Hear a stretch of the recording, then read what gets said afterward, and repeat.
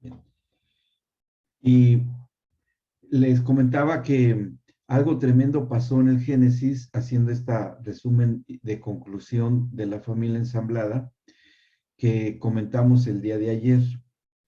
Y fue que cuando el Señor crea al hombre, conteniendo a Eva, por supuesto, todavía, Él va a crear hijos de Dios, ¿sí? ¿Por qué? Porque Adán es reconocido en las genealogías que está en Lucas como hijo de Dios. Si ustedes leen la genealogía en Lucas, que habla desde el Señor Jesucristo hasta atrás, llega Adán, que es hijo de Dios. Entonces, ¿qué entendemos con esa escritura?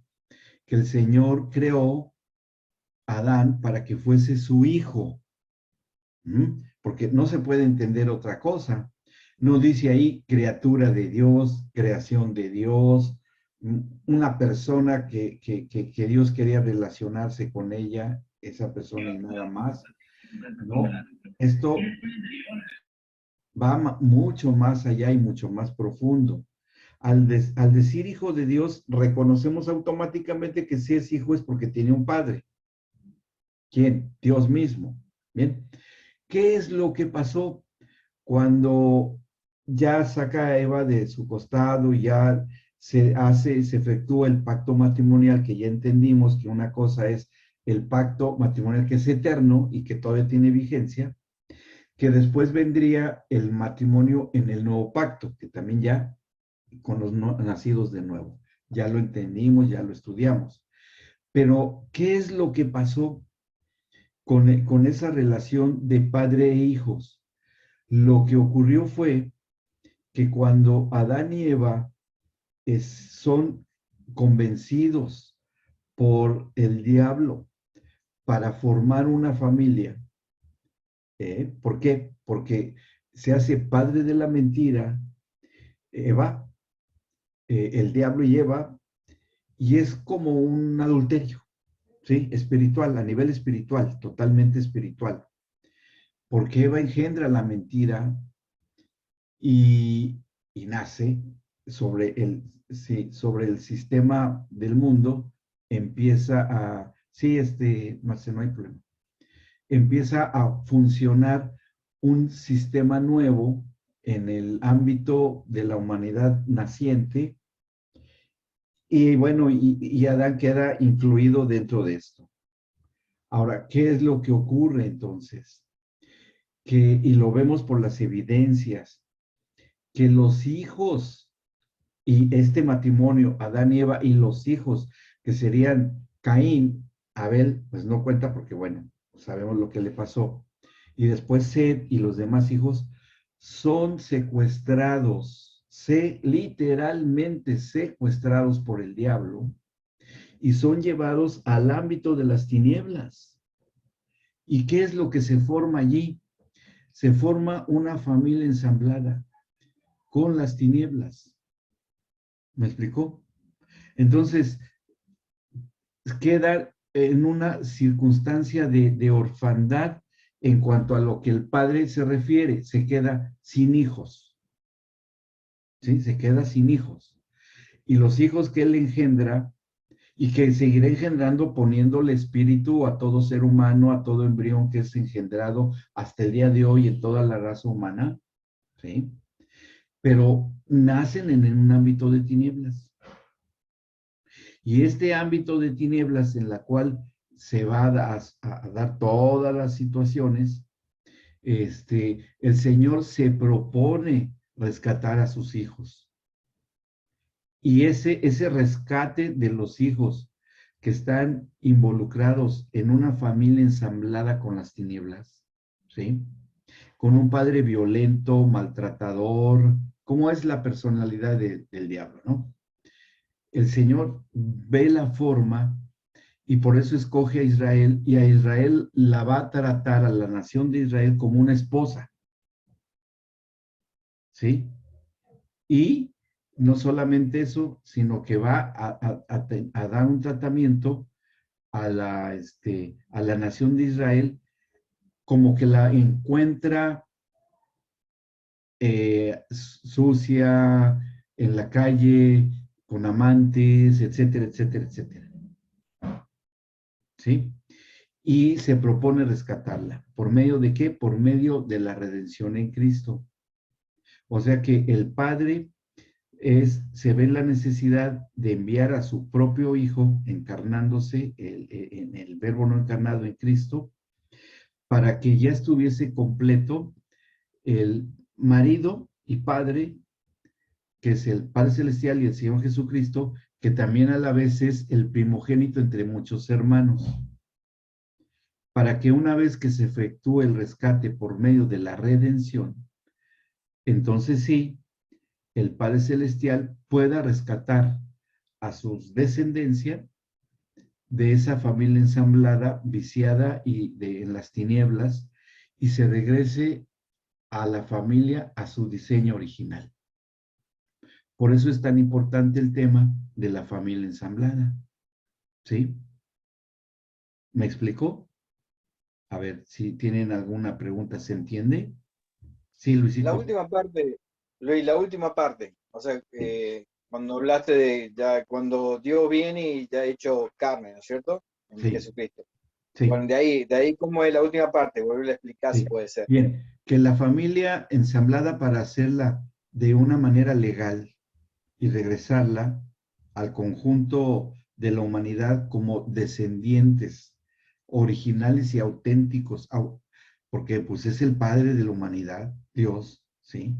No lo iba a hacer de una manera yendo en contra de sus propias leyes que él establece, las leyes del espíritu de vida, bueno, la ley del pecado, todo eso, de muerte y eso, ¿no?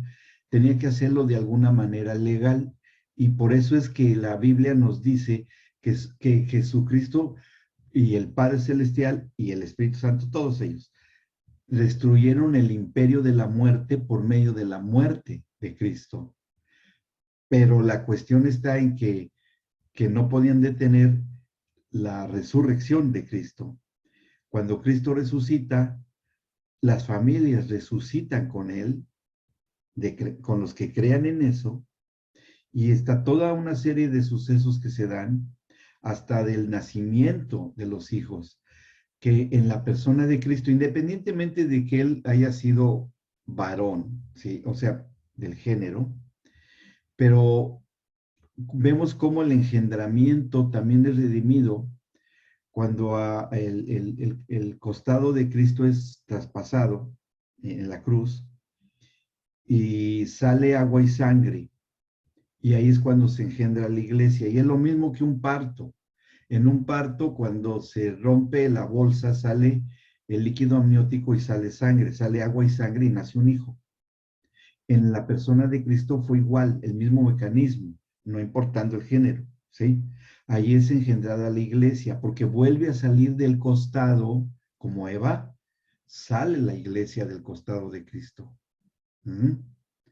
Entonces, todas esas situaciones que se van dando es para que a través de Cristo, de la resurrección, de la redención en la cruz, se regrese al diseño original y que adquieran Cristo, el Señor, llegue a ser el futuro esposo de la postrera Eva, el postrer Adán, de la postrera Eva, que será todo el cuerpo de Cristo, ¿sí?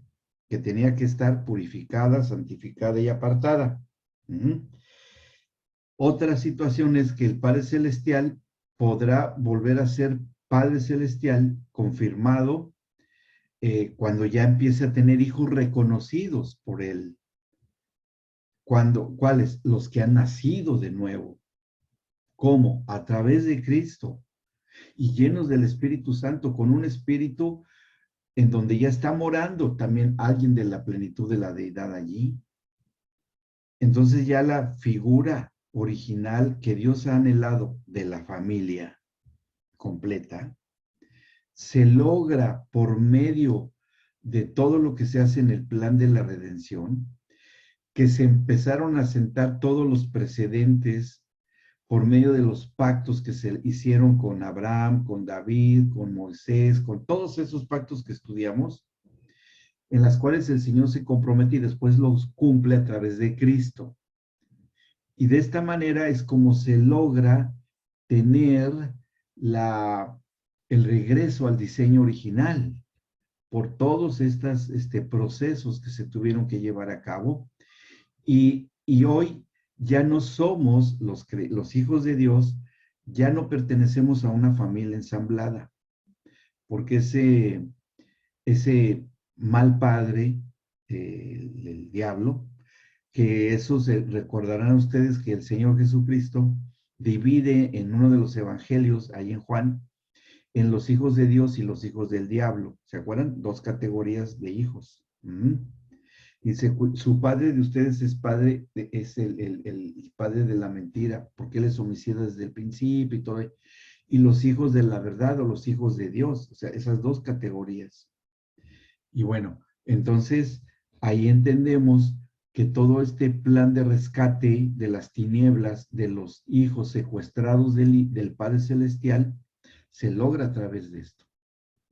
Y es cuando ya somos, pero todo es a través de empezar a la predicación del Evangelio, de las buenas nuevas, a los componentes de las familias. Y eso es lo primero que hay que hacer, predicarles el Evangelio, si no lo conocen, para que nazcan de nuevo.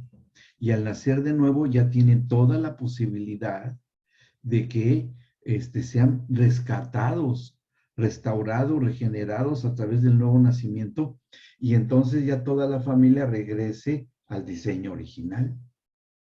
¿Me explico? ¿Sí, Luisito? ¿Quedó claro? Sí, sí, sí, claro. Coincido, no, quiero decir que Julio te iba a decir eso. Sí, Nosotros cuando, antes del nuevo nacimiento, nacemos en una familia, se podría decir que nacemos en una familia ensamblada, donde el padre es el padre de la mentira, porque de hecho estamos en pecado, vivimos en el pecado. exacto, El exacto. nuevo nacimiento, el nuevo nacimiento, como bien decís, nacemos nuevamente a Ujú, través de todo esto que vos has explicado de Cristo en ujú, la cruz ujú. y la sangre y el agua, se puede entender. Ahí volvemos a lo que el diseño original, se volvemos, retornamos a nuestra familia, a donde tenemos el Padre verdadero. Como la parábola del hijo pródigo, El que Hijo pródigo. regresamos al Padre, ¿sí? Exacto, Por eso exacto. ya tiene sentido entonces esta parábola en esta óptica, ¿no? Clau, había levantado la mano, me parece, me dio la impresión, sí. Ah, su micrófono. Doc, Sí. mi pregunta es puntual. Ujú, A mí me está pasando de ir a algunas casas, ¿sí? sí. Y es como que se repite esto de lo que usted está diciendo, del nuevo nacimiento, de que uno comienza a caminar y, bueno, en el caso nuestro hacemos la célula de crecimiento Sí. y todas son estas familias con este tipo de lo que usted habla ensamblada, todas tienen esa realidad de diferentes modos, pero todas es un común denominador. Y el otro común denominador que hay es el tema del alcohol, la droga. Claro. Eh, eh, Mi pregunta es esta. Uno comienza el proceso, por ejemplo, en una de las familias, yo llego por otra persona, me habla, estaba a Ujú, punto de separar. Y ayer Patti me hizo acordar, por eso le hago la pregunta, porque ella dijo que había alcohólicos sociales. En una de las familias, por ejemplo, el esposo solo toma los fines de semana, sí. pero bueno, como que empieza el viernes, sábado, ¿sí? Después él funciona normal en la semana, pero esa instancia de sábado y domingo Ujú, eh, digamos, cuando uno llega, digamos, la esposa no me contó a mí la situación puntual de cuál era el motivo. ujú, Sale después de un tiempo, ¿no? Y cuando sale, digamos, de una manera, ella me cita como algo como en oculto, no hablándolo delante de él, ujú, sino que me cita aparte, me cuenta esta situación y continuamos. Ella actualmente se ha ido a la casa de su mamá por un caso puntual y, y hay otra familia, este fin de semana habíamos quedado de ir, yo los llamo y no me contestaban. Y hemos ido el martes a la oración con la señora y cuando baja del auto después me llama también en privado por teléfono al otro día me dice, ¿podés hablar un momentito? Y cuando me llama me dice, mira, no fuimos porque tomó el viernes, tomó el sábado, la misma situación. Hasta el punto de, digamos, el alcohol les hace mal y obviamente ellos no terminan siendo los mismos, ¿no? Con esta situación, de esto de lo que usted habla, del tema de la agresividad y de estas cuestiones de transformarse y no para bien. Mi pregunta es esto, el proceso, ¿sí? Para, digamos, caminando en lo espiritual, ¿hay que hacer un apoyo aparte desde otro lugar o lo espiritual alcanza? Se tiene que hacer algo y hay que verlo, como dice, es algo espiritual. Cualquiera que sean las adicciones, la entidad espiritual que gobierna eso es el espíritu de Jezabel, ¿sí? El espíritu de Jezabel es quien tiene el gobierno y autoridad espiritual en las adicciones. Y en este caso, que sería la persona más indicada, Clau, sería tomar autoridad espiritual sobre ese espíritu, ¿sí?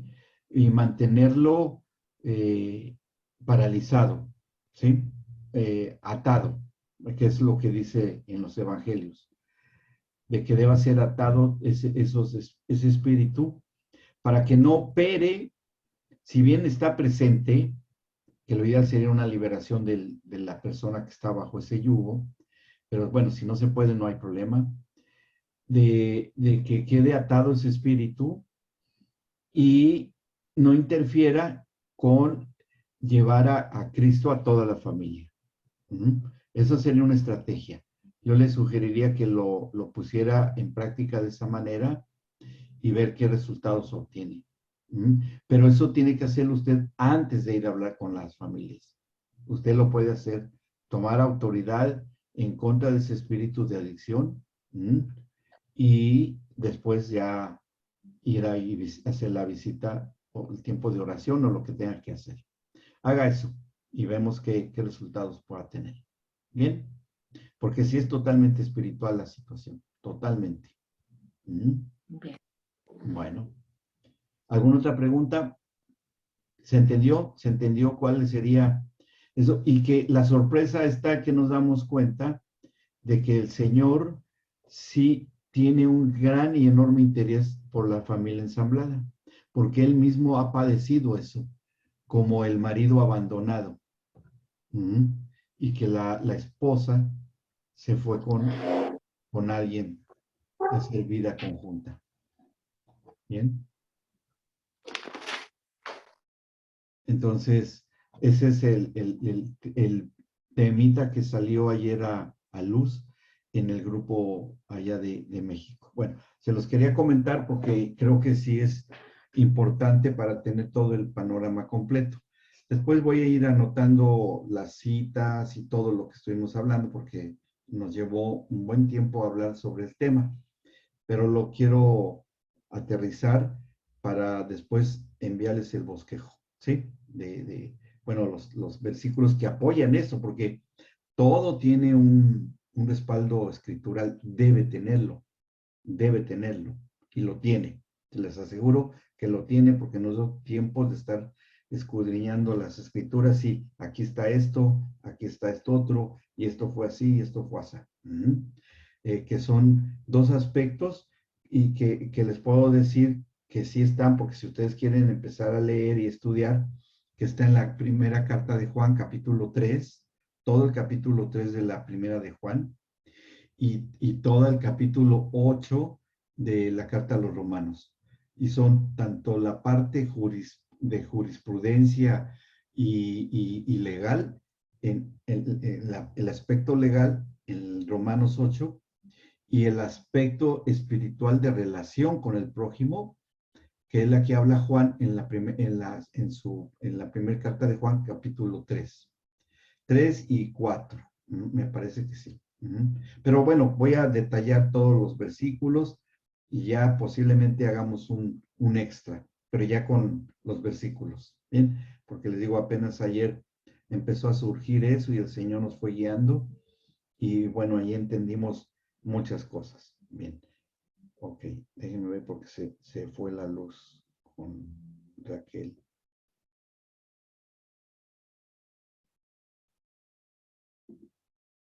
Bien, bueno, aquí ya regresó. Bueno, entonces ahora sí vamos a entrar al tema que tenemos en el manual de violencia intrafamiliar. Y que hablar de toda la situación de violencia intrafamiliar, pues es muy amplio, demasiado, ¿sí? O sea, no, sería infructuoso hablar de todo esto de lo que es la violencia intrafamiliar, porque pasaríamos mucho tiempo. ¿Qué nos interesa de lo que se da en el ámbito de la iglesia? ¿Sí? Es así, tenemos más interés en hablar de lo que vemos en la consejería y en la orientación, que es lo que pueden ver en los juzgados, los abogados y todo eso, porque o sea, por acá no vamos a decir, bueno, vamos a ver que se acabe con la vida de una mujer, y vamos a hacer un estudio psicológico. No, ese es para otros ámbitos. A nosotros lo que nos interesa, porque ahí está nuestro enfoque, es en el cuerpo de Cristo. Bien, que aunque no se crea, sí la hay, y hay violencia ahí, como está aquí en el manual.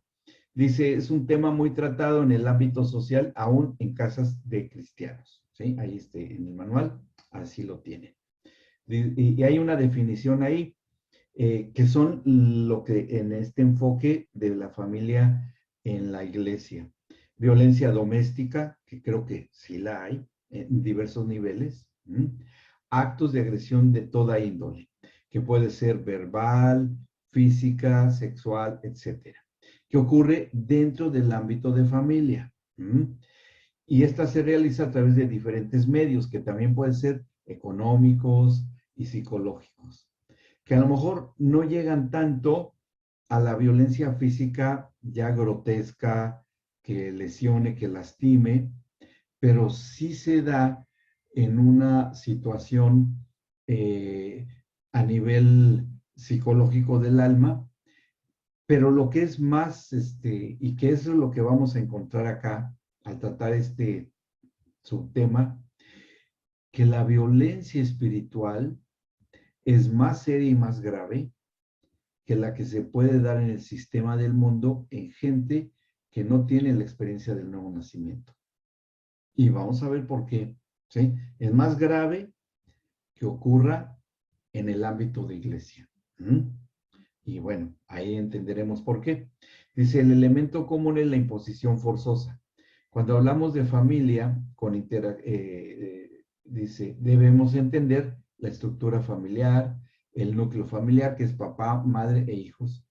Familia extendida, que son los abuelos, los tíos, etcétera, etcétera, ¿no? Cuñados, primos, etcétera. Por lo cual nos referimos a la nuclear o dos o más personas sin vínculos sanguíneos, es decir, el matrimonio en sí, que puede ser nada más el marido y la mujer, nada más, o ya con hijos. Esa es la familia nuclear. Y nuestro enfoque va a ser más específico en la familia nuclear y de la iglesia. ¿Ven? Para identificar el sujeto de estudio que vamos a hacer. Entonces, por eso no vamos a estar metiendo situaciones, a menos que sí se justifique, y sobre todo con algunos ejemplos en la Biblia, para entender el proceso espiritual, porque ese es el que más nos interesa. Porque la solución de la violencia intrafamiliar en la iglesia se resuelve por la vía espiritual. Que necesitemos algún apoyo por ahí extra, psicológico, psiquiátrico, etcétera, puede ser. O en el caso, por ejemplo, como el que planteaba Clau, que podría haber de adicciones, que en el cuerpo de Cristo lo hay. Sí, sí lo hay. Y bueno, por eso ahí tenemos que ubicarnos en esta configuración de familia. Bueno, seguimos la lectura. Dice, en un conjunto de personas, familia, con interacciones que puede ser abierta o cerrada. ¿Qué significa eso? Y es una terminología que se utiliza en todo lo que se refiere al estudio de la familia.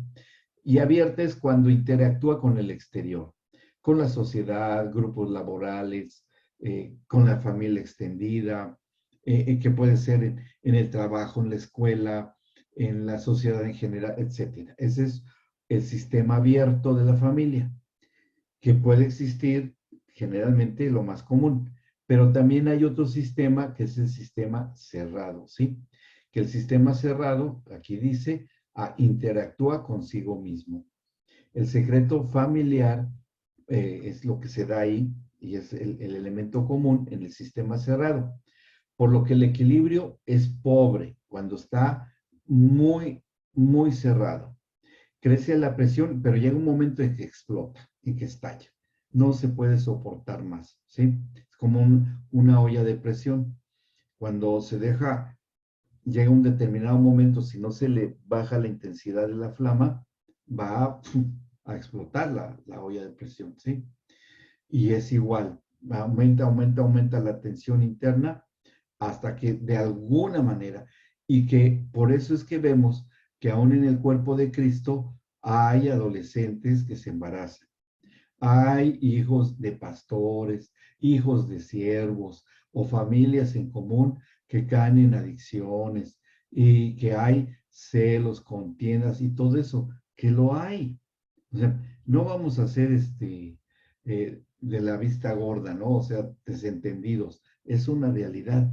Pero bueno, pero es de esperarse que lo haya, porque nadie que ingresa al cuerpo de Cristo se transforma mágicamente y automáticamente en un supersanto. Es todo un proceso, ¿sí? ¿Cuál es el problema? El problema no es que existan este tipo de situaciones. La cuestión es que permanezcan y no se haga nada con ellos. ¿Me explico? Porque entonces ya se cae en una actitud religiosa. O sea, que por debajo del agua están todo este tipo de situaciones de violencia intrafamiliar, aunque se siga conservando la vida de iglesia. Y eso no va a funcionar en el reino de Dios. Eso no va a prosperar. No va a prosperar.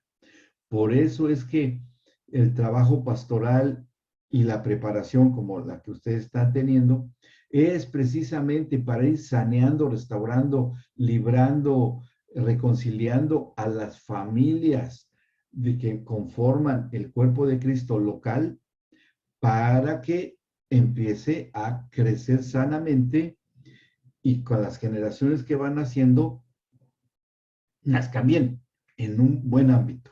Bien, en un buen ámbito. Bueno, dice acá,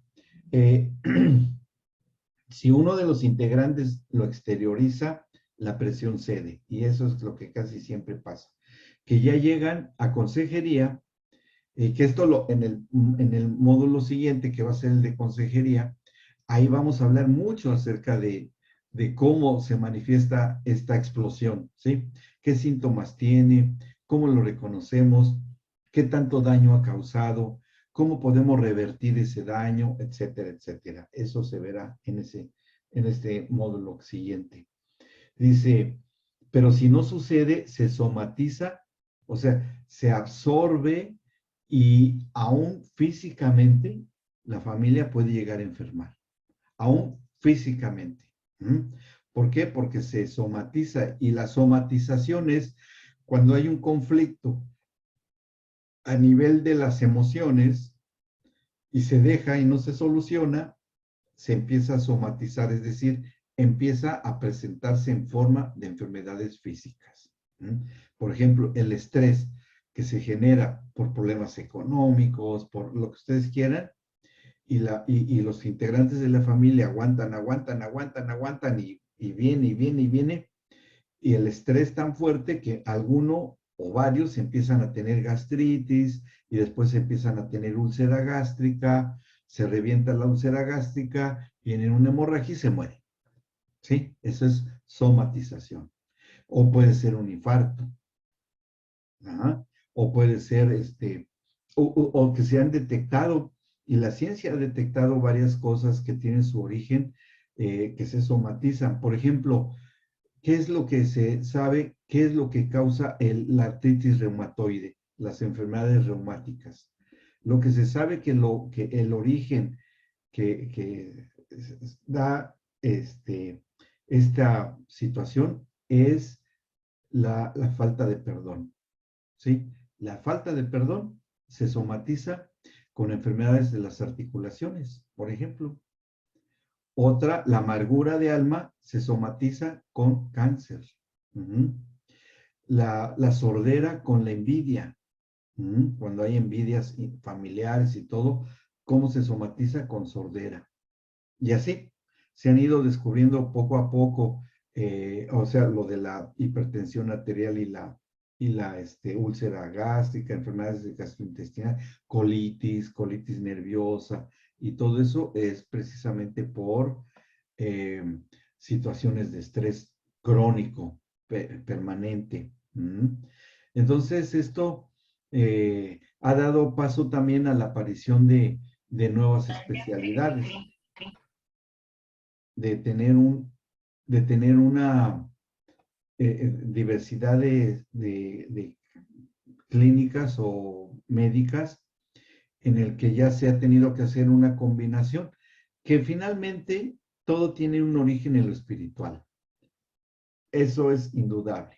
Eso es indudable. Y es la mejor solución. La mejor solución. Bien. Bien, dice acá. Cuando se transfiere la violencia de un otro miembro, se da una actitud repetitiva. El nivel de ansiedad baja, pero con problemas, aunque es posible que se libere de forma sana. La violencia es un lenguaje y se aprende. Fíjense, ¿cómo se puede liberar de una forma sana? Estamos hablando aquí de familias de la iglesia. ¿Cómo puede librarse las familias de la congregación de una circunstancia de violencia intrafamiliar? Bueno, puede ser por medio de la adoración y de la alabanza. Esa es una manera. Y sí, bueno, sí está bien, qué bueno, sí, eso ocurre. Eso ocurría en el antiguo pacto, eso pasaba, pero no es el objetivo de la adoración. O sea, se puede tomar, miren, por eso, no sé si ustedes se han dado cuenta, yo creo que si se los digo, sí lo van a poder entender, que hay muchas alabanzas, no cantos de adoración, alabanzas, en las que se habla mucho del creyente, ¿sí? Del creyente y de su relación con Dios. No hablan del Señor, hablan de la situación del creyente. Y hay multitud, hay muchísimas, en donde parece que ni está tan siquiera ahí o no figura la persona de Dios. O sea, no se le está alabando directamente a Dios. Adorando sí, pero alabando no, sino que se reconoce la necesidad del creyente porque está muy necesitado, se reconoce su debilidad, el anhelo y la esperanza de una vida mejor, de llegar al cielo y formar parte del ejército, en las filas se pasará lista, y bueno, tantos coros que hay de eso, ¿no? Pero en el que el centro de la alabanza es el creyente. ¿Sí? ¿Se dan cuenta? ¿Pueden identificar algunos? Bien. Pero ¿qué hay en el fondo, en el ser interior de los compositores, de todas esas generaciones que hasta hoy se sigue dando? Que existe una iglesia que probablemente esté inmersa en una presión interna y una de ellas que puede estar provocada por violencia intrafamiliar, no resuelta, no resuelta, ¿sí? Entonces es algo que se tiene que liberar la presión. Y bueno, ¿cómo la libera la gente que está en la congregación y que está bajo una presión interna y que es un sistema cerrado, que no lo dicen por vergüenza, por el prestigio, por cuidar la imagen, por eso, bueno, no lo va a decir, pero la manera de temporalmente librar un poco de vaporcito de la olla de presión, abrir un poco la valvulita, que salga algo de vapor y bajarle un poco, no es bajar la flama, que eso sería la solución, quitar la causa del problema, ¿no? Sino liberar un poco de presión y es por medio de la alabanza de ese tipo. ¿Me explicó? Pero la alabanza originalmente no fue diseñada así, no fue diseñada con esos fines. Ustedes, si ustedes leen con cuidado los salmos de David y todo, sí hay un clamor, sí hay un clamor, Pero ¿de quién estamos hablando? De antes de la redención. Pero ya después de Cristo, ya no encontramos cantos de alabanza, más que los que están en Apocalipsis, y estos cantos de alabanza es santo, santo, santo, el Señor Dios, pero ya va dirigida a donde originalmente debía de ser. Entonces, una manera de diagnosticar que en una determinada congregación hay muchas presiones internas es cuando la alabanza, lo preponderante es la situación del creyente y no la alabanza dirigida al Señor. Y que a lo mejor ni aún los líderes se dan cuenta, ni aún ellos se dan cuenta que la presión está muy aumentada, muy incrementada dentro del cuerpo de Cristo. Y hay que liberar eso, hay que liberar totalmente esas situaciones, ¿sí? Y bueno, ustedes son ahora los que van a adquirir esa responsabilidad y esperemos que al menos los que se congregan en Manantial nos van a ayudar para eso, ¿sí? Porque para eso están preparando. Sí, Luisito.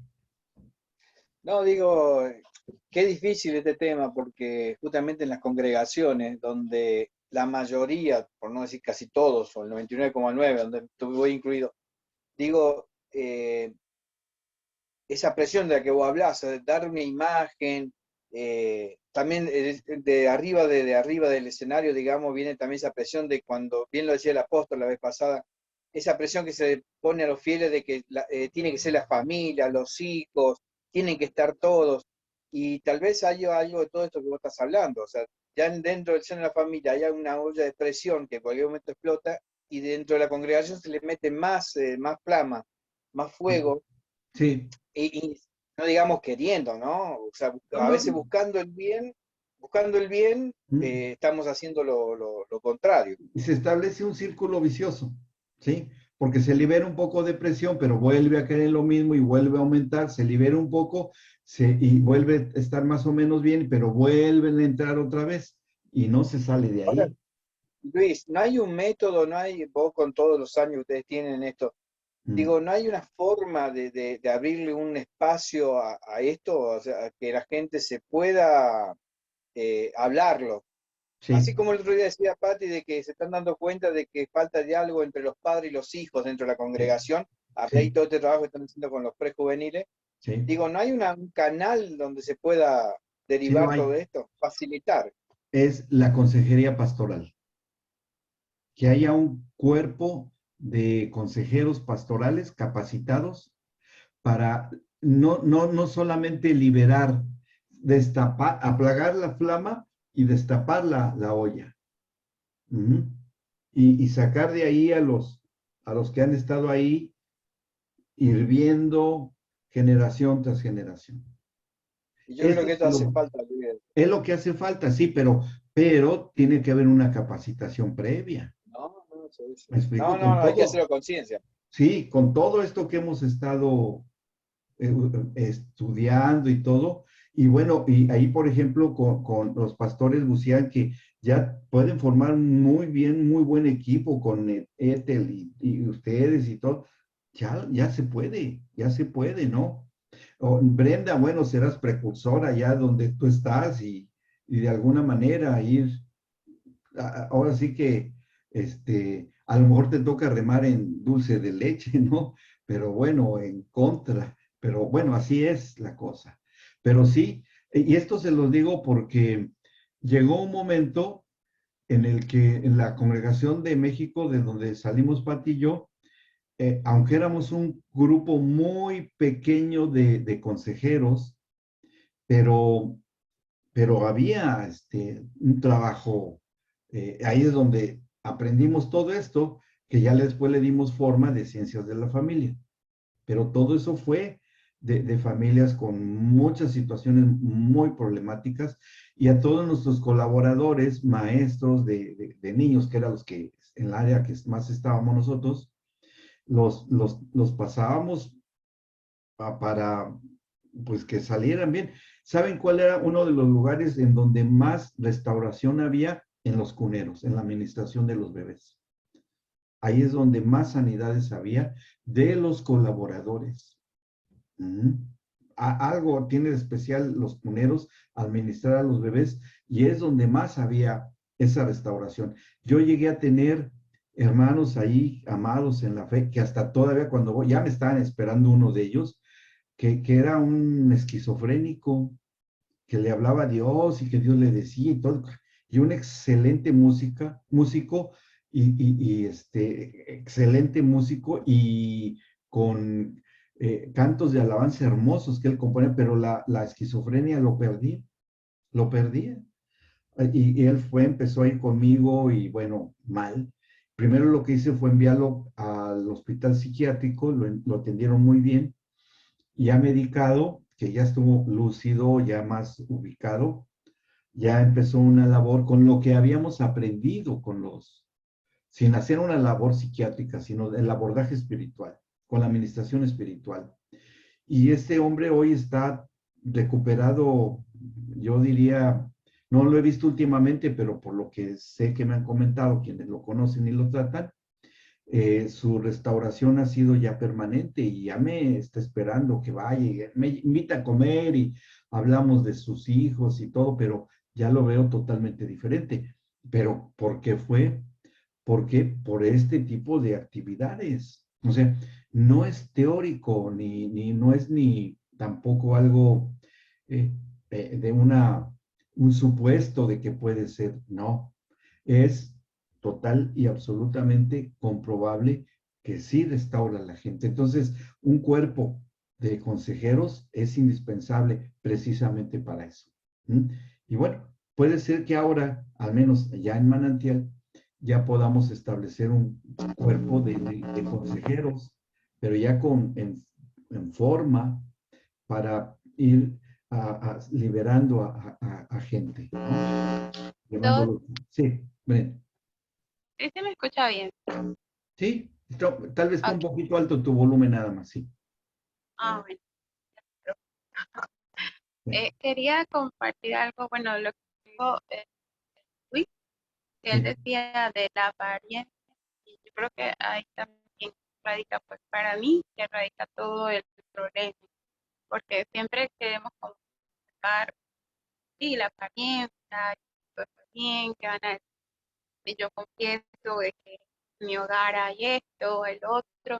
Yo me acordaba ahora en un caso de una hermana de la congregación, que ella duró muchos años siendo violentada por su esposo.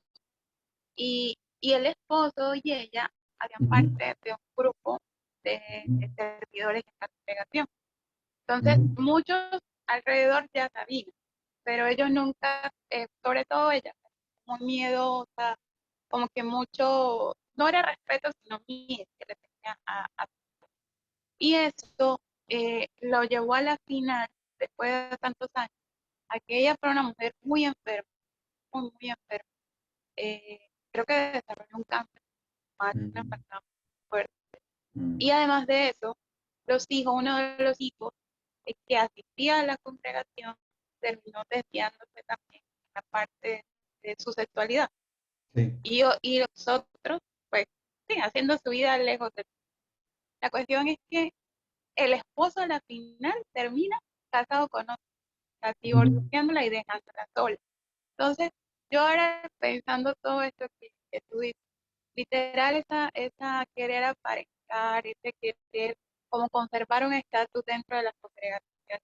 Yo creo que, perdón la expresión que voy a decir, ujú, pero es como lo más tonto que se puede hacer, porque literal a la postre, en algún momento, aunque uno viva ese ciclo repetitivo de me hace, me realizo, yo me callo, no pasa nada, aparentamos, pero pues ujú, a la final va a pasar tu cuota o su factura, que es sí, como lo que ahora yo pensaba en el caso de esta familia, que lastimosamente es como la familia que me decía, wow, después de verlos tanto hacer tantas cosas para el Señor, hoy ver a una mujer enferma, ver a un esposo con otra y ver hijos que están sí, así en esa vida, realmente te duele, te claro. lastima con tu cuerpo.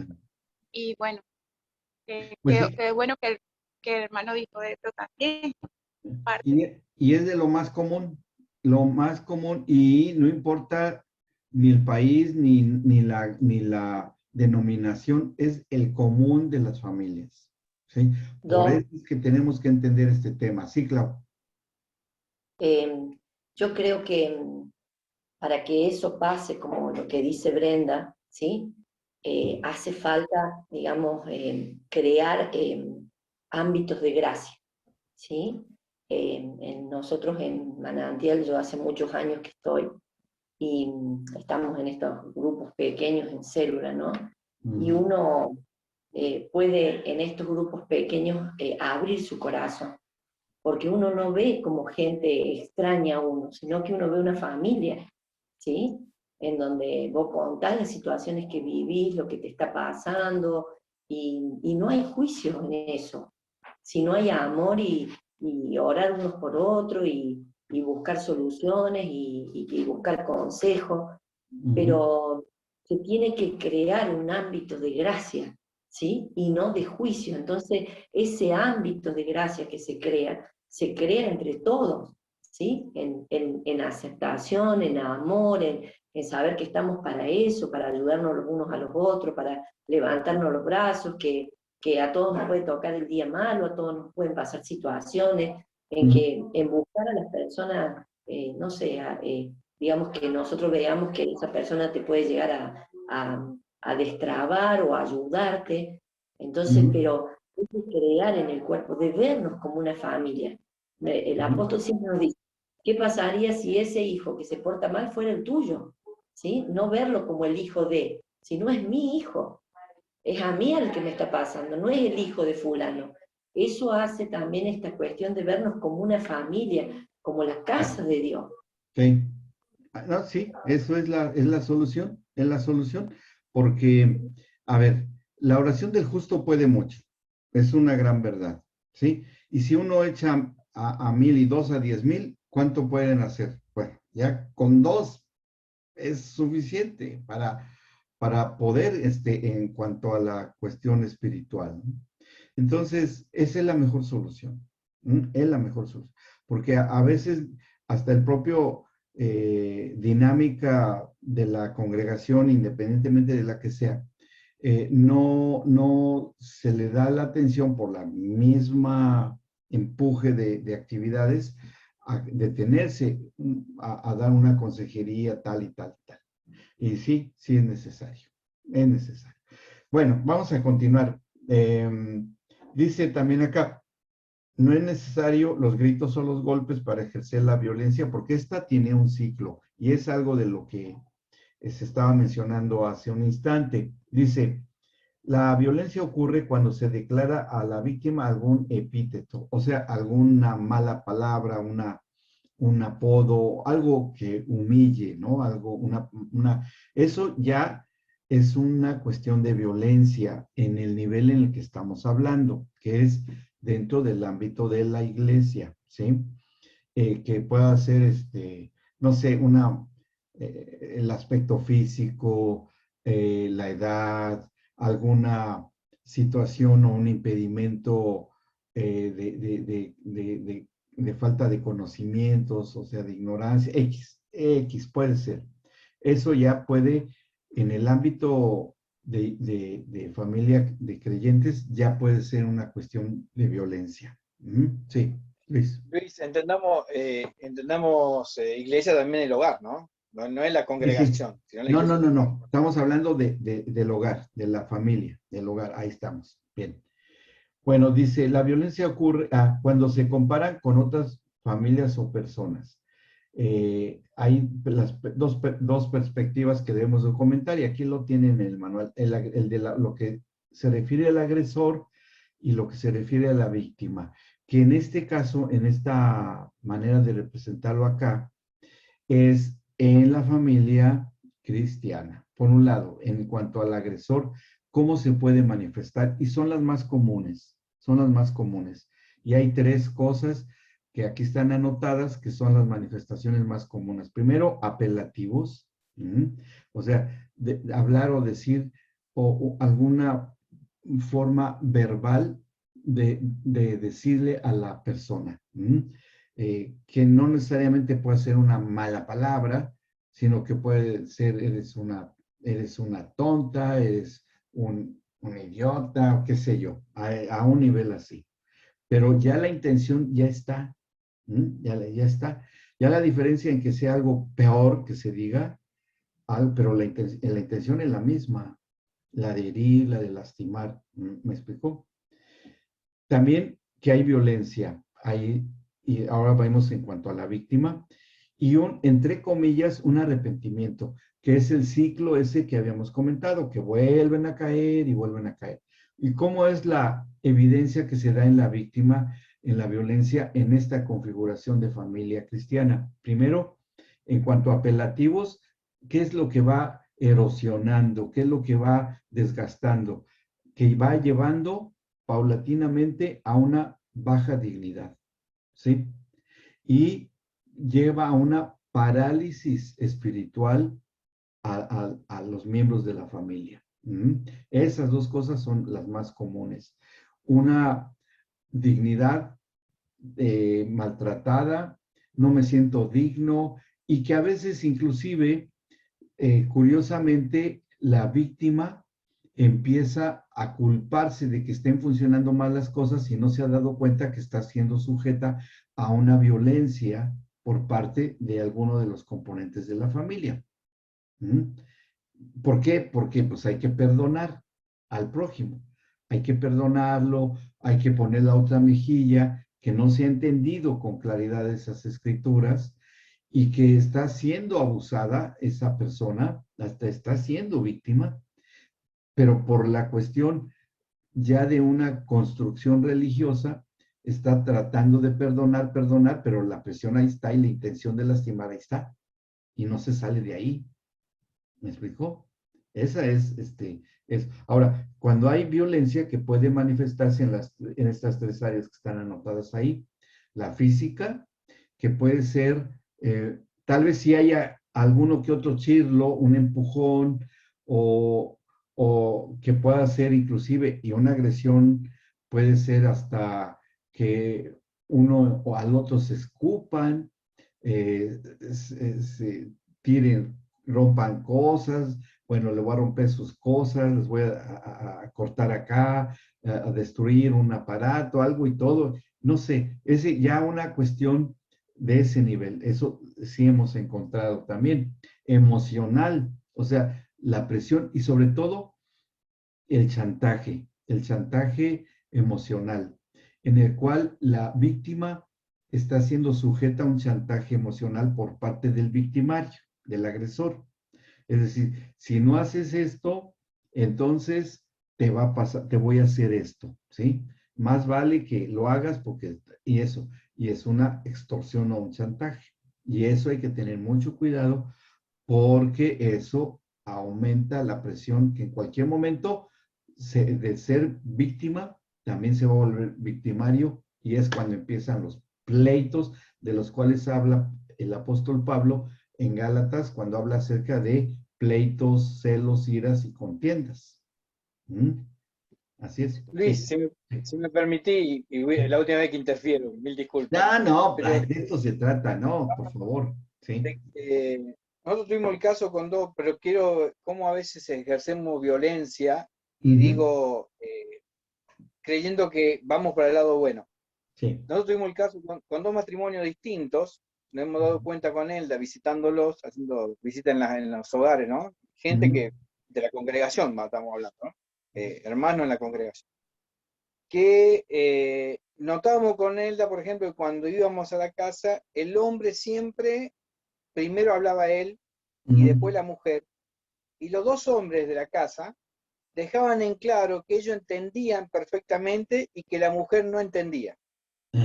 Como Sí, que, sí, sí. pero lo dejaban claro, claro. ¿Cómo lo resolvimos? Sí, sí, sí. ¿Cómo lo resolvimos con Elda?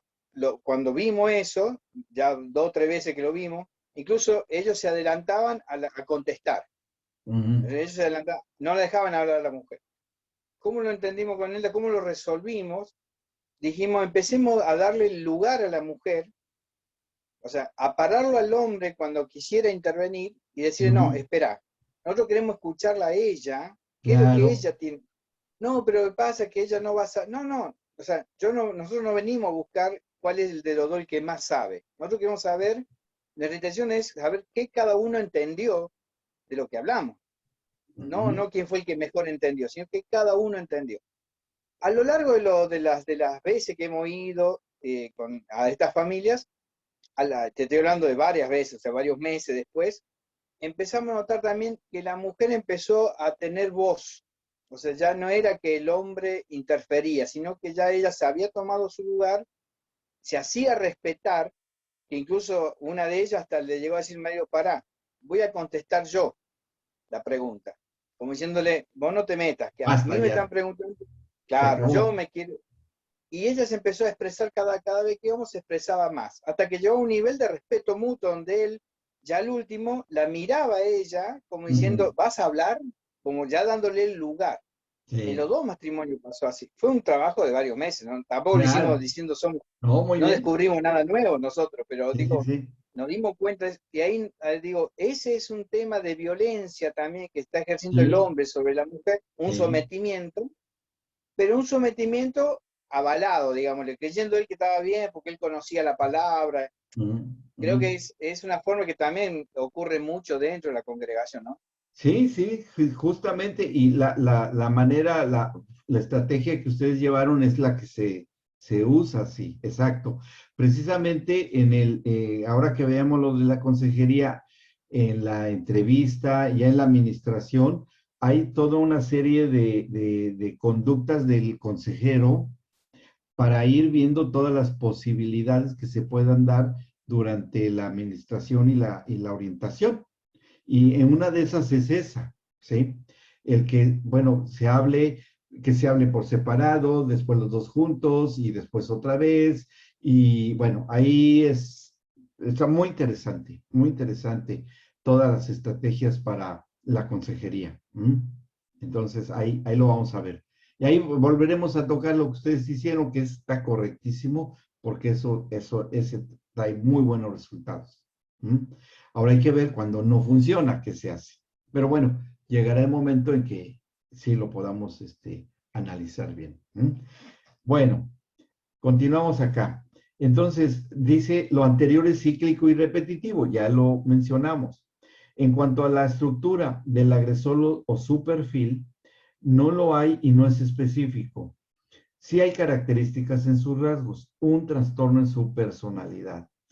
Está en el borderline, está mal escrito acá, es borderline, no es es borderline, ¿sí? Borderline, que es la frontera entre lo que es una cuestión de un desequilibrio emocional simple a entrar ya a un terreno de una enfermedad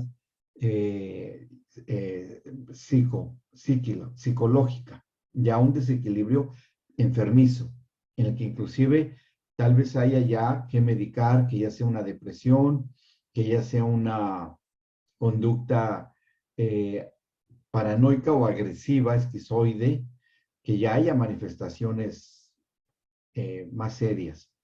Entonces el borderline es precisamente antes de llegar a ese límite. Que es un término que usan mucho los psicólogos, pero bueno, vamos a ver si lo logro corregir acá, porque como está en PDF, es todo un proceso ahí.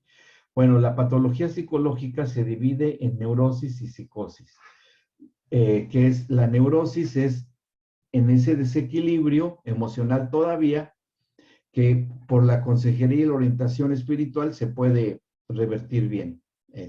Pero ya cuando entra y pasa el borderline o la frontera y entra ya a una psicosis, ya ahí ya tiene que haber la intervención de un especialista. En este caso puede ser un psicólogo o un psiquiatra. Cuando estemos viendo ese módulo, vamos a aprender cómo a reconocer cuando ya el consejero tiene que enviar a la gente a recibir apoyo de ese tipo. Y cuando todavía no es necesario, que todavía pueda salvarse la situación con el consejo espiritual. Pero eso es el proceso común que se da, neurosis y psicosis. La personalidad y el carácter son adquiridos o forma de expresar su conducta y llega a un proceso límite. Vean, esto está aquí escrito es lo que plantea en cuanto a la personalidad este psicoanalista del pasado que fue Sigmund Freud, que hay cosas que a mí en lo personal no me agradan mucho, pero que en la estructura básica del ser humano sí existe, ¿no? Sí se da. Y es que en el mismo desarrollo del ser humano existe esto que está acá, que es el origen de la neurosis y cuando se transforma en una psicosis. Ahí hay dos columnas. La columna del lado izquierdo dice los trastornos que tienen su origen desde la niñez. Desde la niñez. ¿Se acuerdan que cuando hablamos en el módulo de procreación y embarazo, por ahí mencionamos de la existencia de la memoria implícita y la memoria explícita? ¿Se acuerdan? Que la memoria implícita hasta los 3 años de edad está funcionando, después se cierra y se abre la memoria explícita. La memoria implícita es todo lo que en nuestra niñez, antes de los 3 años de edad, vivamos. Las experiencias que vivamos y que nos van a marcar subconscientemente toda la vida. Toda la vida. Como el niño pequeño funciona no de una manera intelectual con entendimiento, sino por las sensaciones físicas más que nada, porque todavía está en proceso de madurez psicológica y todavía no hay claridad en el entendimiento y todo eso, más que su comunicación con el mundo es por medio de las sensaciones corporales, ¿sí? Entonces, ¿cómo es que el niño, al decir niño, hablo niño y niña, bueno, ahora hay que decirlo así, cuando los estímulos del niño pequeño son básicamente cuando son muy pequeñitos por la vía oral, cuando se alimenta, ya sea del pecho materno o de manera artificial, con una mamadera o biberón o mamila, que tiene varios nombres, cualquiera que sea. Pero ese estímulo al alimentarse ayuda mucho a la construcción de la personalidad, que entra por esa satisfacción de estar comiendo, desde la plenitud de satisfacer el hambre y ya está contento el bebé. Pero ¿cómo adquirió esa satisfacción? Por medio de la estimulación oral, que fue por la alimentación, por medio de la mamá o de quien sea. Que esto va a hacer que sirva de base y cimiento para la construcción de una personalidad sana. Que hay ya toda una derivación del psicoanálisis, cómo se puede manifestar y todo, pero bueno, lo estamos viendo de una manera muy sintetizada y sencilla. Cuando no hay una correcta satisfacción por la vía oral, es decir, niños que no son muy descuidados, que la mamá no los atiende, es por ejemplo el caso de las madres adictas o de las madres que tienen que trabajar y no hay alguien apto para darles correctamente su alimentación. O sea, no les dan la leche bien preparada, o ya está mal la leche, o qué sé yo, o no chiquititos no los hacen sacar el aire del estomaguito y tienen cólicos, que es por la vía oral. ¿Qué es lo que va a pasar? Y eso es lo que dicen esta corriente de la psiquiatría, que se va a ir llevando poco a poco un trastorno narcisista. ¿Por qué? Porque la parte oral no estuvo bien suplida en la primera infancia.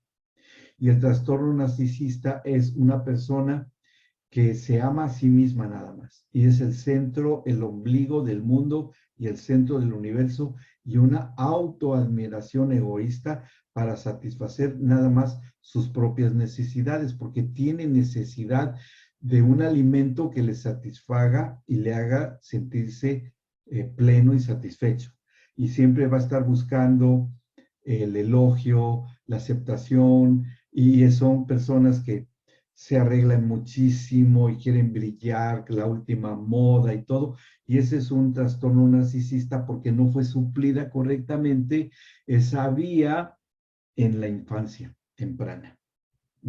Es más o menos, les doy una semblanza de cuál es el origen de ese tipo de personalidad, que en la familia, si el esposo o la esposa tienen un trastorno de esta naturaleza, por ahí podemos encontrar que él o ella con este trastorno de una personalidad narcisista busca satisfacer sus necesidades personales sin importarle el bienestar o el equilibrio de la familia, que no le interesa, no, yo nada más me quiero comprar lo que a mí me gusta y es el marido que se compra los videojuegos o se compra un televisor de 100 pulgadas, aunque se meta las millones de cuotas y se vaya todo el dinero, pero él quería ver el partido de fútbol y quería ver a su super partido en ese televisor, aunque toda la casa esté haciendo pedazos.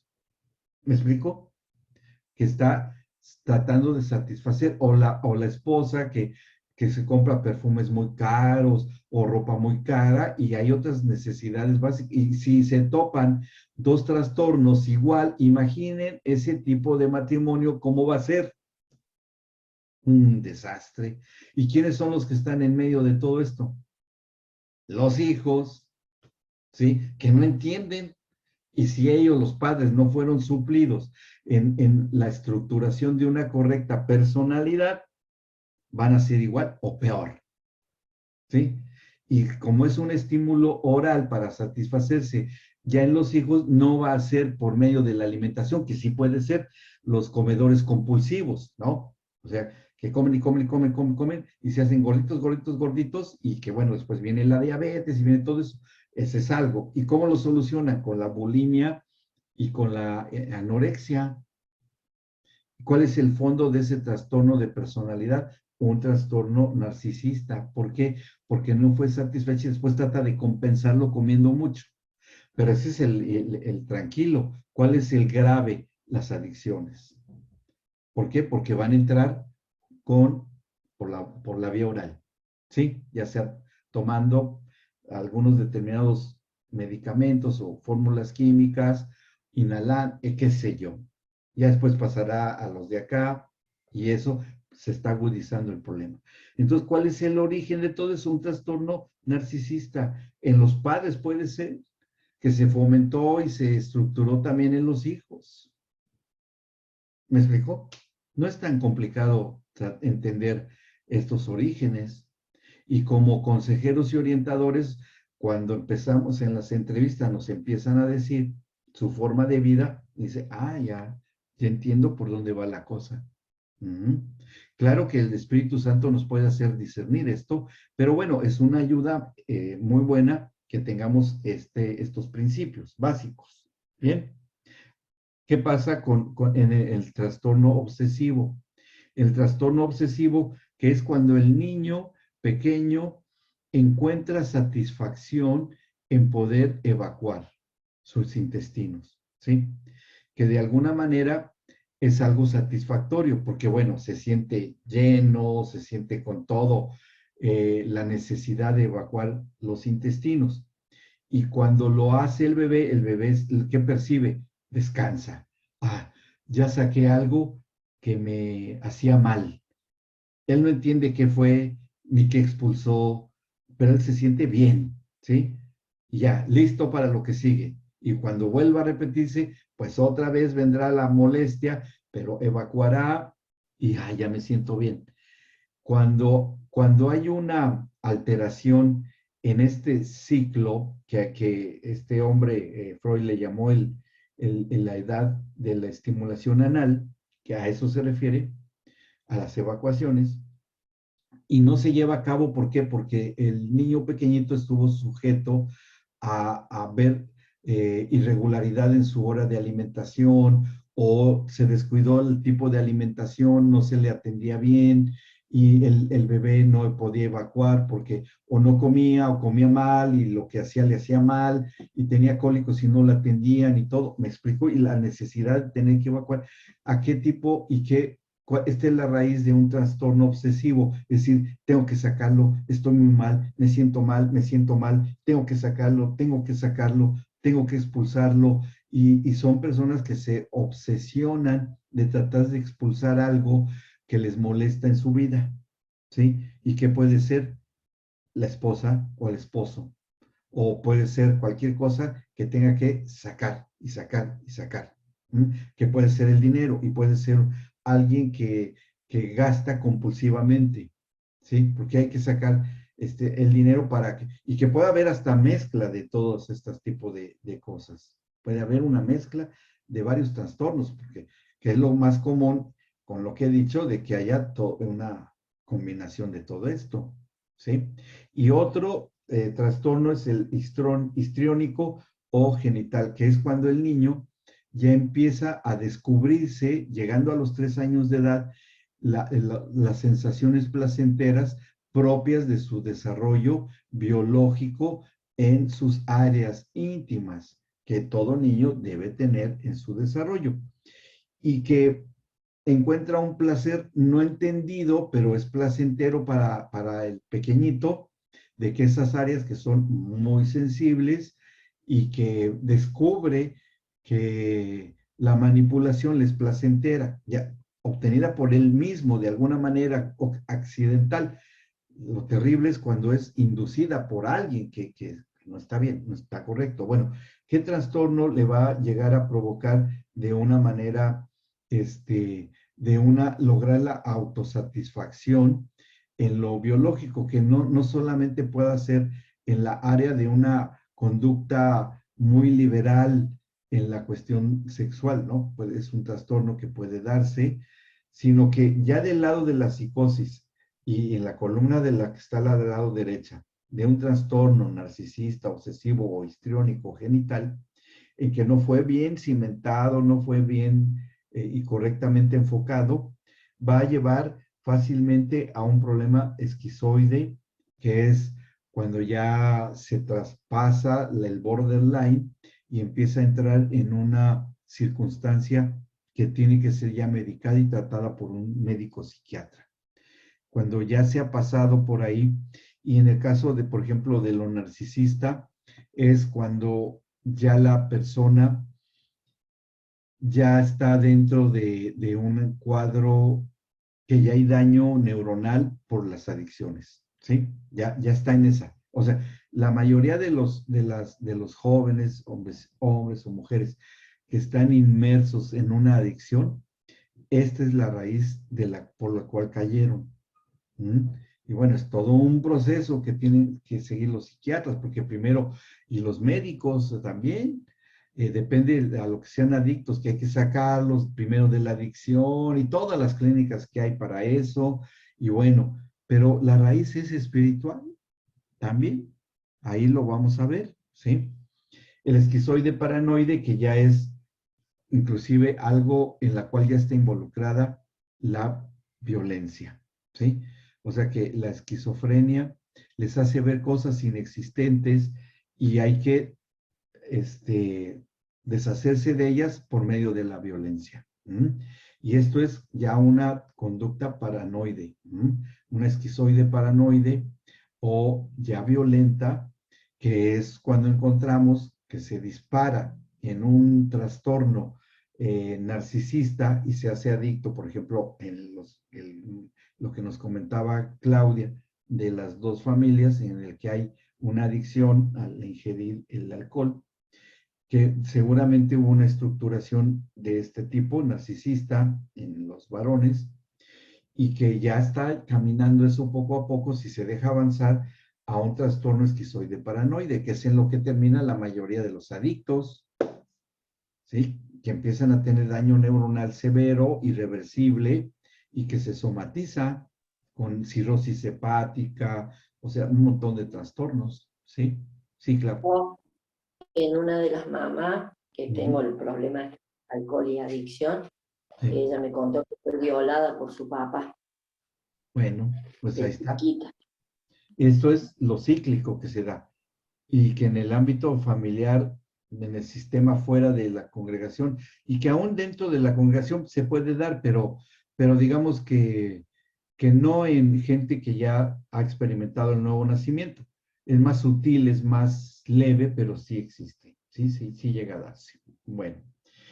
Y el trastorno afectivo vinculativo, es decir, son personas que nunca van a encontrar una satisfacción porque no llegan a obtenerla adecuadamente, ¿no? En el trastorno afectivo vinculativo, o sea, van a ser personas que no se van a poder relacionar con nadie porque no les satisface en sus necesidades y va de uno a otro, de uno a otro, y es ya, son trastornos en la conducta sexual que es variada, ¿no? Es variada.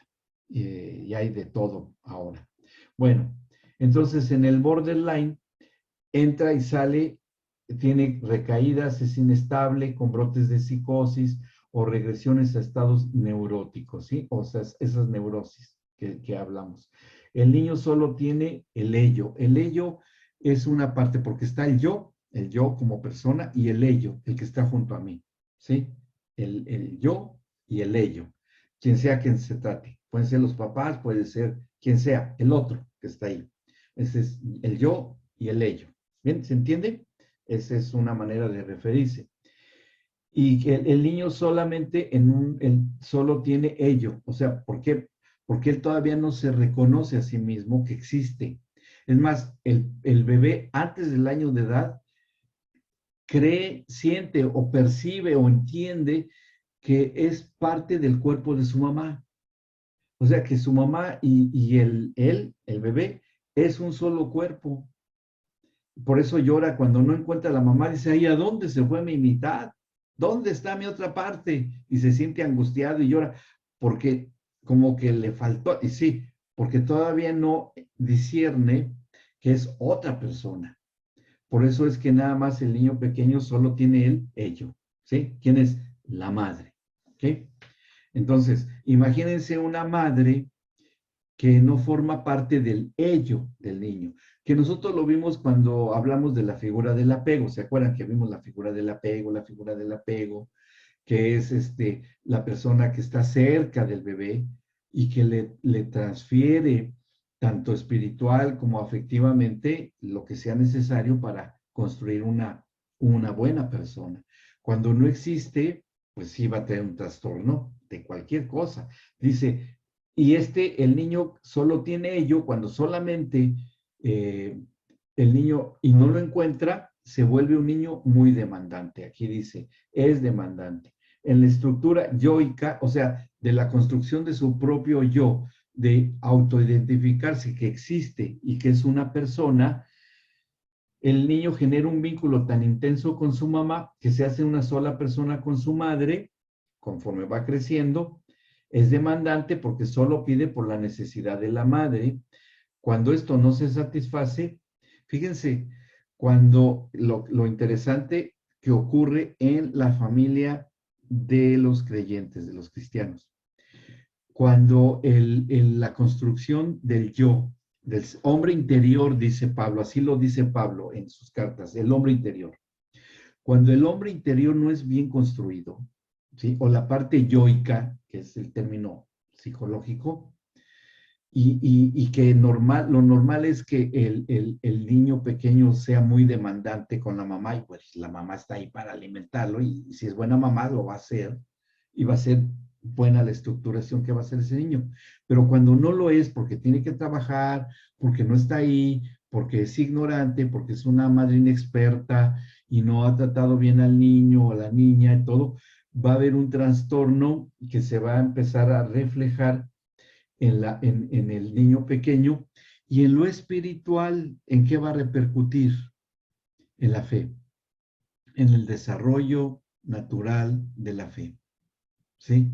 O sea, estas personitas que son incrédulas, que no creen, que les cuesta mucho trabajo, que todo lo juzgan, todo lo pasan bajo la lupa de lo que dice el predicador, de lo que dice X o tal, o que duda de los ministerios, o que no, eso no. Los cuestionadores permanentes, ¿no? Los cuestionadores de toda lo que se habla en la congregación, aunque sea bueno, pero es un tremendo crítico constante, es porque muy probablemente no estuvo bien construido. Sí, claro, nos vemos después. No estuvo bien construida su parte interna en esta construcción del hombre interior desde pequeñito por la ausencia paterna o materna, principalmente materna, principalmente. Entonces, como no está quien le suplía sus necesidades, cuando crezca va a tener mucha dificultad en ser una persona de fe. Le va a costar trabajo creer en lo que dice la palabra. ¿Me explico? Que van a ser los contendientes en las congregaciones. Los eternos cuestionadores y críticos. Y bueno, ¿qué hay que hacer? Bueno, cuando ustedes tengan personas así, creyentes, y que no, es que yo no sé, ¿y cómo lo dicen? Es que Dios nunca me escucha, Dios no me hace caso, oro y no me hace las cosas que yo le pido, y X situación que tenga que ver con la fe, es porque tiene esta situación no suplida desde pequeño. ¿Me explico? O sea, ahí es una ayuda de tipo espiritual. Y ahí ya será una cuestión de que como consejeros se tenga que trabajar en incrementar la fe. Y como hay que llevarlos a Cristo y que se den cuenta por qué viene esa incredulidad, por qué no, Dios no le contesta, y no es que Dios sea infiel con esa persona, Dios está allí. No hay ningún problema. El problema no es el Señor. El problema es la persona que cree que Dios no le escucha y no le contesta. Por eso el Señor Jesucristo dice, ustedes cuando piden no saben pedir, por eso no se les da nada, porque no saben pedir. Pero el que sabe pedir es porque sí tuvo resuelto esta situación, entre otras cosas, ¿no? Pero esta es una de ellas. Tuvo buena construcción de su hombre interior desde pequeñito, porque se le satisfacían sus necesidades, y no va a tener problema en creer en la palabra de Dios y desarrollar sanamente la fe en cualquier aspecto que sea de la vida espiritual. ¿Sí? ¿Me explico? Interesante, ¿no? Que podamos hacer un diagnóstico de ese tipo. Es bueno conocer esto. No, aparte, vas hablando, Luis, y uno a la cabeza se le empiezan a venir imágenes de personas que uno conoce, se relaciona, y uno dice, mira por acá, y tal vez uno también esté metido en alguna de ellas, ¿no? Sí, también nos sirve para uno mismo, ¿no? O sea, la verdad que también sirve de métrica para nosotros mismos. Pero bueno, ahí tendremos que seguir adelante. Y fíjense cómo esto, cuando hay esto, aquí está, dice, la certeza de lo que se espera no llega, no se ve nada. Ya que de chico no recibí en las 8 meses de edad, fíjense que es cuando más clave es que sean satisfechas las necesidades para incrementar la fe en los hijos. A los 8 meses de edad de nacido. Ahí es cuando y no es que el niño se vuelva un tirano ni nada, no es cuestión de disciplina. Por eso nosotros así le decimos a las mamás, por favor, si no tienen necesidad de trabajar en esas edades de sus hijos, por favor, no trabajen.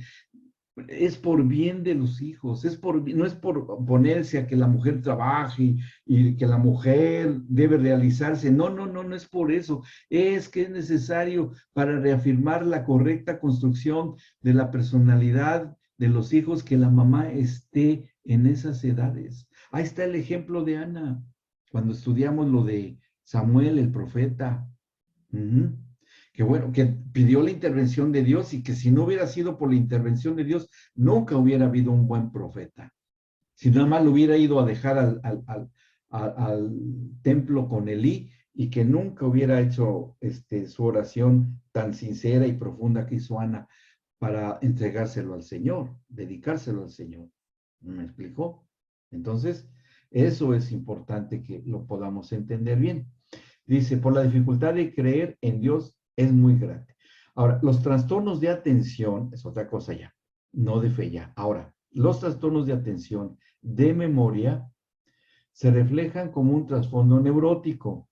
O sea, todavía no cruza el borderline, ¿sí? Todavía hay un trastorno que puede ser de los que elegimos, narcisista, obsesivo o histriónico, cualquiera de esos. Pero todavía es posible que ni tan siquiera tenga que ir con el psicólogo. Todavía por la consejería y orientación espiritual se pueda atender bien una persona. Dice, dice, como un trasfondo neurótico, entre más intenso, llegan más al borderline, aquí sí está bien escrito. Dice, hay ansiedad y tiene facilidad para el abuso de drogas o alcoholismo, ¿sí? Al abuso de sustancias adictivas o alcoholismo.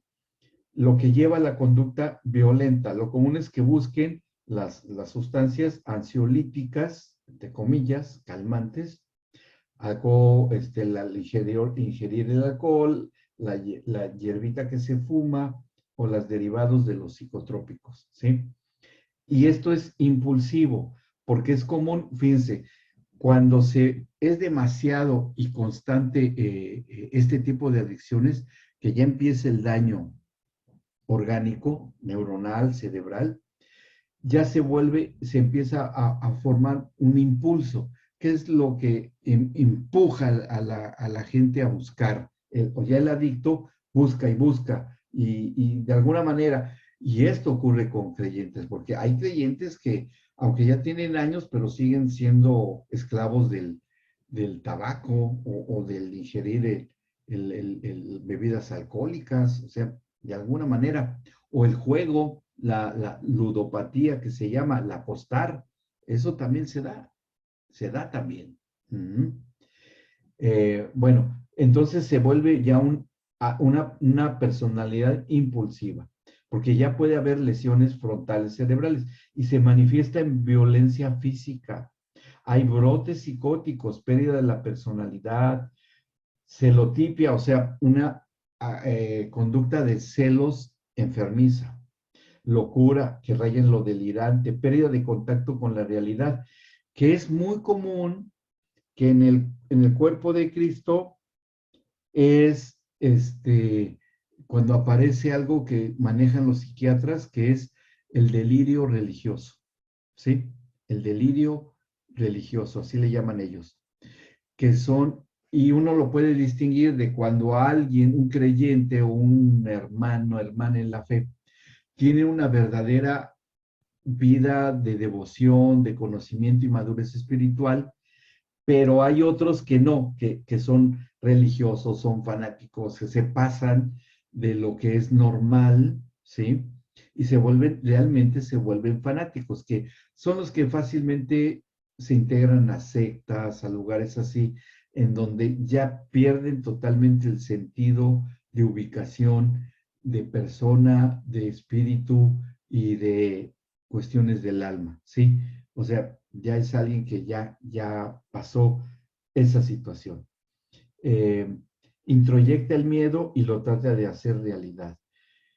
Y aquí viene una situación que ocurre tanto en las mujeres y que se va a repercutir a los niños. Ahí lo representamos con una flecha, ¿no? Que sale de las mujeres porque es lo más común por la edad y que llega a los niños. Que en las mujeres puede ser una alteración psicológica, emocional, física o en la conducta de su intimidad. Y que en la mayoría está unida a la negligencia, a la falta de interés, a la ignorancia. Pues mamás que no se prepararon, mamás muy jovencitas, que se hicieron madres adolescentes, que nunca recibieron ninguna educación de cómo educar a los hijos, de cómo tratarlos correctamente, y allí va a tener, si tiene un trasfondo en estas áreas, ¿en qué va a repercutir? Que en este caso la víctima o el blanco de estas situaciones van a ser los hijos, los niños.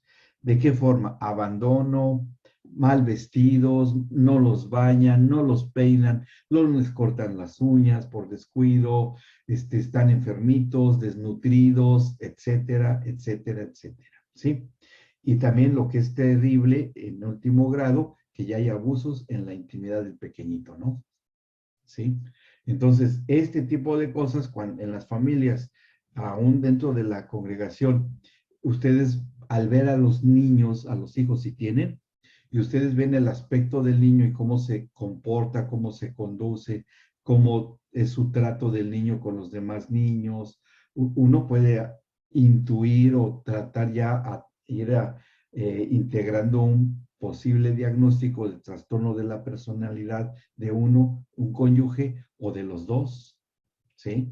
Por medio de hasta de la conducta de los niños. Oye, los niños están muy descuidados, o sea, no los atienden. Entonces ya ustedes pueden presuponer y los ubica a ustedes para dónde va a ir dirigida la consejería.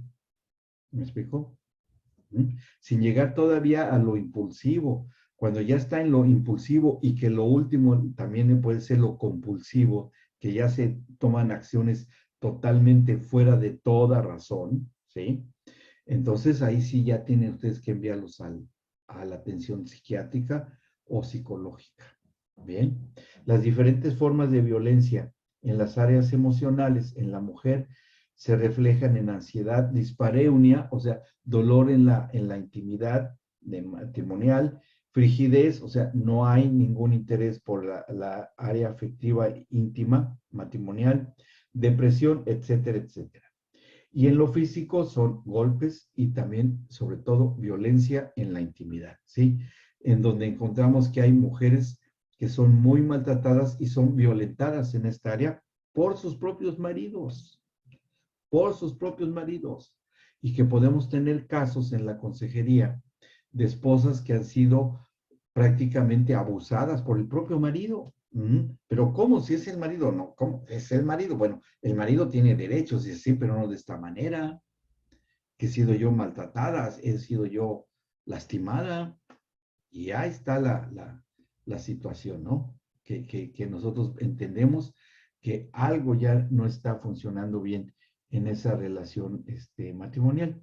Ahora, ¿cómo se debe tratar estos casos? Que esto lo vamos a ver ampliamente cuando veamos el módulo de consejería. ¿Cómo se debe tratar estos casos? Este es algo rápido.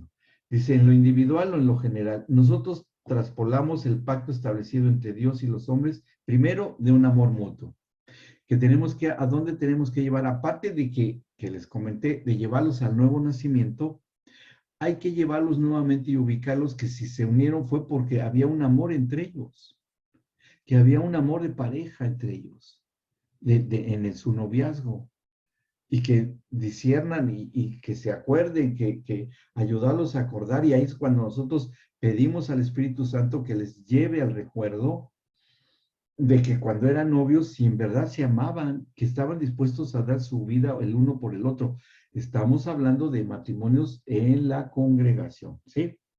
Que no fue algo así muy superficial o del mundo, no.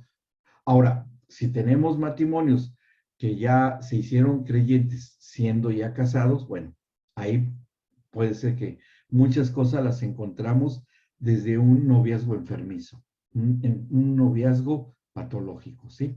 Puede ser que ahí esté ubicado también el problema. Dice, ¿cómo es entonces que obligamos a la pareja a convivir con alguien que está sufriendo violencia? Bueno, de eso hablamos ya cuando hablamos del divorcio. La convivencia entre parejas con violencia a la larga trae problemas graves e irreversibles. Claro que sí. Antes de que haya consecuencias trágicas, el terapeuta debe tener la habilidad de distinguir las evidencias ocultas, muy ocultas, de violencia, que puede ser psicológica, con el descuido, con los, como dijimos, con los apodos, con el maltrato verbal, con el aparente olvido, con el chantaje de la cuestión de la administración del dinero. Hay mucha violencia de ese tipo en los matrimonios. En las víctimas se trata cada uno de los síntomas, las fobias o los miedos, no el temor a Dios, los miedos, ¿no? porque me va a dejar y qué voy a hacer, y olvidan que tienen un Señor que todo lo suple. Pero están tan obsesionadas sobre todo las mujercitas, del abandono, que se hace una codependencia del marido maltratador. Y eso no puede ser, no puede ser. Dice, hay que reestructurar a la persona, no queda igual, pero con el Señor queda mucho mejor. Se le pregunta por qué no puede detener la agresión, porque la codependencia de la víctima y porque permite la agresión a que está siendo sujeta, ¿no? A la víctima. Resolver la situación del conflicto espiritual cuando la víctima le reprocha a Dios por la agresión, que eso ni se preocupen ni se espanten, es que Dios no me quiere y por qué, y empieza a tratar de proyectar y toda la amargura y el maltrato a que Dios no la ha cuidado o no lo ha visto a él y no. Decirle, mira, aquí Dios no tiene nada que ver. La esencia de Dios es que Dios es amor. El problema no es Dios, el problema es tú que no has tenido la posibilidad y la capacidad de reconocer ese Dios que es amor. Pero no te preocupes, aquí vamos a llegar a que tengas un verdadero encuentro con la esencia del Dios vivo, que es amor, ¿sí? Entonces vas a empezar por pedirle perdón que le has reprochado. ¿Qué es lo que hizo Adán? Esto que estoy diciendo acá es lo que hizo Adán cuando le dice a la mujer que me diste por compañera. ¿Qué fue lo que estaba diciendo Adán? Ni más ni menos esta situación que ya estaba generándose en el corazón desde el primer hombre que hubo sobre la tierra, el reproche hacia Dios, ¿sí? Y esto es muy, muy, muy común. ¿Cuáles otros factores agregados existen? Tienen que, ¿cuáles otros factores agregados y agresores existen? Deban resolverse cada uno de ellos. Voy a arreglar la redacción porque no está muy bien que digamos. De ser posible, rompamos el esquema de violencia dado. Recuperar el balance físico, si es necesario, que inicie actividades diferentes, algo que libere las tensiones, ¿sí? Algo que nosotros le recomendamos a algunos matrimonios que empiecen a hacer pilates o a hacer algún deporte juntos o a salir a caminar juntos, a salir a hacer algo juntos los dos, procurar hacerlo siempre juntos. Que inicie actividad desde el punto de vista espiritual, que oren juntos, que lean la palabra juntos, si se puede, cómo la persona puede ser fortalecida en la expectativa de vida futura, evitar la aparición de un Dios persecutorio, eso hay que aclarárselos. La medicación inicial es importante si es necesaria, dijimos, pero en el transcurso del tratamiento psicoterapéutico se debe tratar de ir disminuyendo la medicación hasta que lo deje, pero esa es labor del psiquiatra o si está bajo tratamiento con medicación, no meternos en eso. Si eso lo va, que muchas veces a mí me pasó con por ejemplo, persona que les digo que era esquizofrénico, que fue a que lo medicaran, pero conforme yo le iba dando el seguimiento pastoral y la administración, fue mejorando y los psiquiatras se dieron cuenta de decir, oiga, está usted respondiendo muy bien, ellos saben cómo, por pruebas que hacen. Le vamos a bajar la dosis. Ahora, después le fueron cambiando a menos agresivas los antipsicóticos, hasta que ya nomás se quedó con uno y a dosis mínimas. Y hasta lo felicitaban y lo ponían de ejemplo, ¿no? Allá en el hospital. Miren, esta persona, aprendan cómo ha sido fiel a tomarse pero pues es que estaba por detrás de la consejería espiritual, que eso fue finalmente lo que también le ayudó, ¿sí? Porque sí puede haber ayuda con la medicación medicamentosa por el psiquiatra. No, indudablemente que la hay, pero es incompleta. La parte espiritual es la complementaria y eso sí va a hacer que estas personas sí se puedan recuperar bien. Bien, entonces esta gama de manifestaciones de enfermedades o desequilibrios emocionales, de violencia, que debamos de aprender a reconocer, nos debe quedar claro en el ámbito de iglesia, diagnosticarlo, irlo tratando, irlo llevando. Y vamos a hacer una práctica, porque aquí tienen ustedes un tema que les voy a pedir de favor que estudien. Aquí está anotado, segundo libro de Samuel, 13 al 16, capítulo 13 al versículo 16 del segundo libro de Samuel, ¿sí? Que habla acerca de lo que ocurrió con Tamar. Y ahí lo que vamos a abordar no es en sí el acto que pasó con los hijos de David, sino todo lo que apareció desde esta óptica en lo emocional, en lo afectivo, si hubo descuido o no, o sea, como si estuviéramos analizando a la familia y el entorno de la familia del rey David, en el caso de sus hijas, de su hija Tamar y del varón, ¿no? ¿Qué fue lo que pasó? ¿Qué situaciones? ¿Qué podemos aprender del caso de Tamar? Ahí hay mucho que aprender bajo estos criterios que hoy hemos estado hablando. Bien. ¿Alguna pregunta? Lean, por favor, este capítulo, estos capítulos 13 al 16 de segundo de Samuel, y lo vamos a comentar la próxima sesión. ¿Bien? Bueno, muy bien. Si no hay preguntas, ¿todo bien? Muchas gracias, Luis. Bien, bueno. Todo bien, muchas gracias. Bendiciones Bien. para todos. Gracias, Saludos a Pati. igualmente. Gracias. Y ahí tendrán el video. Bueno, nos vemos. Gracias, Luis. A Abrazo. ustedes que